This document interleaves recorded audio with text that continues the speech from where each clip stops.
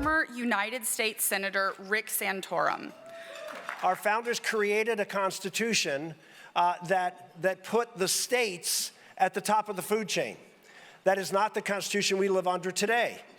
The Constitution that was created by the founders, remember, the states came together and founded the country and founded the Constitution, and the states were the ones who were supposed to be the government that interacted with the people. The federal government was to be this far-off place that dealt with national security and borders and things like that. But that has fundamentally changed. When people say, oh, don't mess with the Constitution, ladies and gentlemen, the Constitution's been messed with.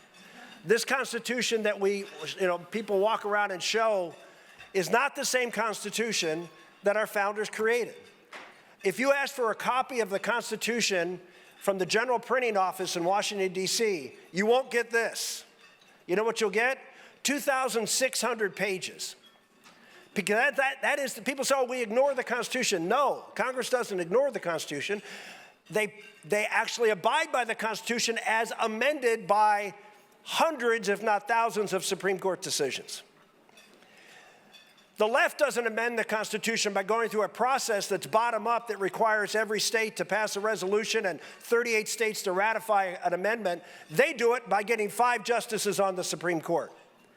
And they believe in a living, breathing Constitution that changes at any time they want. We don't believe that. We believe in a Constitution that is representative of the values of our country. And we need the states to reassert themselves in this country. And there's no state that leads better than Texas.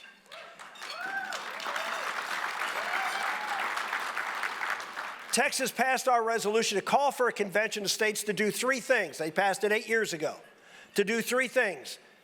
Number 1, limit the jurisdiction of the federal government, put fiscal limitations on the federal government, and put term limits on potentially all federal office holders, including the deep state.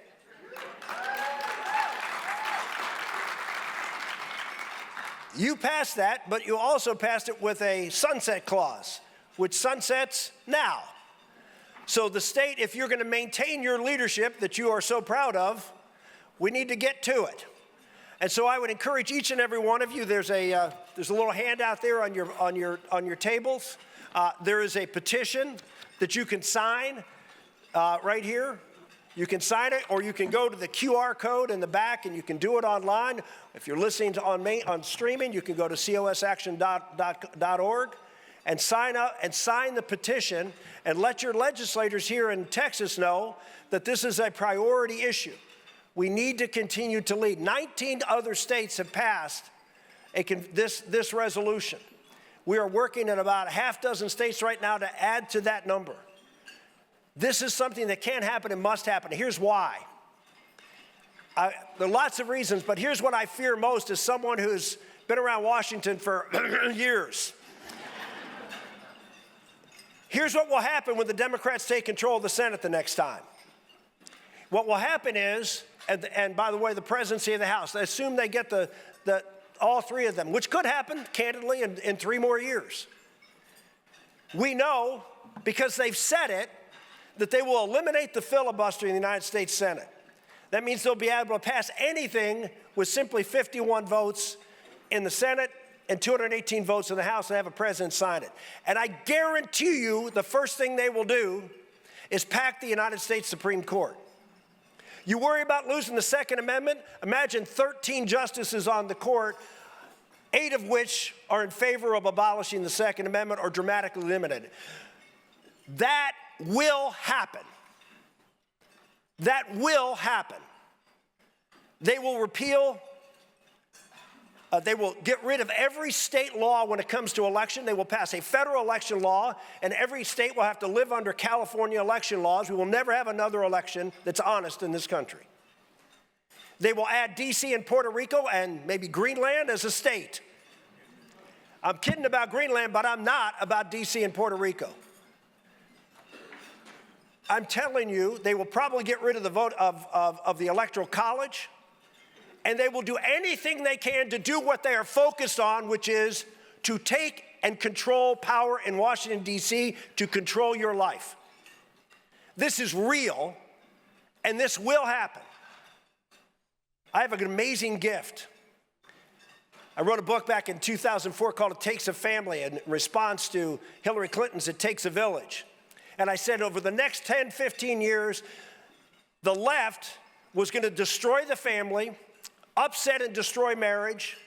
They were going to transform gender, and they were going to try to destroy the church and free speech. What did I get wrong?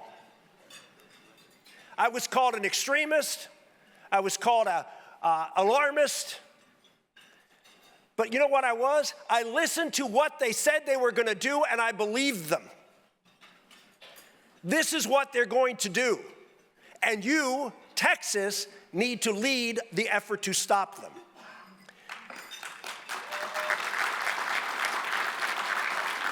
So if there are any legislators in here, I know there's one who's going to follow me here, who has been a supporter, and I thank you for that, Mr. Speaker. Please sign on to this bill as a co-author. House members, senators, and please bring this thing up and get this done and show the country that Texas still wants to lead. We need you. Boy, I hate saying that, but I do. It's true. We need Texas. I know people are coming from all over the country here. There's a reason for that. You're getting bigger, you're getting stronger, but we need you to lead this country. And there is no more important. I wouldn't be here in Austin if I thought the answers were in Washington.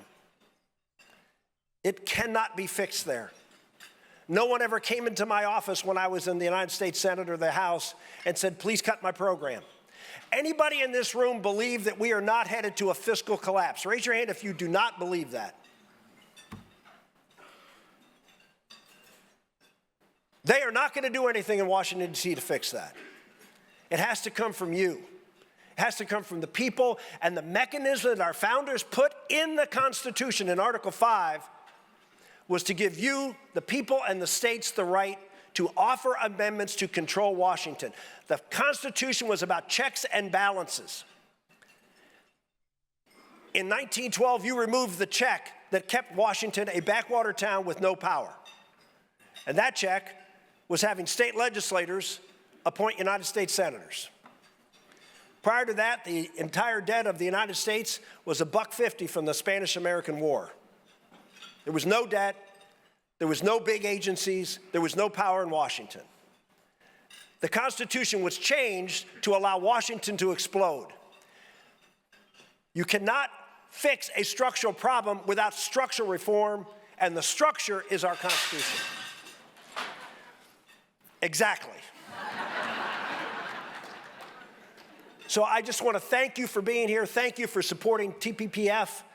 This is like the 4th or 5th time I've been here to speak, and I am always honored to be here. This is, again, I hate to admit it, the best public policy, state public policy foundation that has it going. And you folks, I'm counting on you to lead. Please help us. God bless.